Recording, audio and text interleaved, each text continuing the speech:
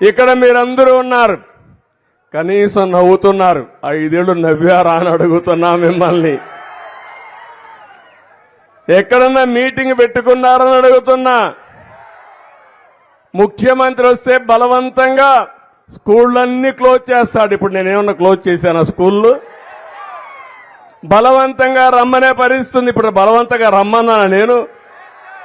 మీరు స్వచ్ఛందంగా వచ్చారా లేదా అని మిమ్మల్ని అడుగుతున్నా.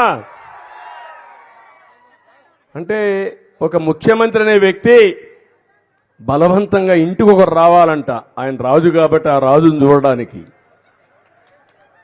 ఒక దుర్మార్గమైన పాలన. పింఛనిస్తే 10,000 కొన్ని లక్షల మంది రావాలంట ఆయనకి. బటన్ నొక్కుతాడు, వాళ్ళ ఇంట్లో నుంచే నొక్కొచ్చు బటన్ నొక్కాలంటే.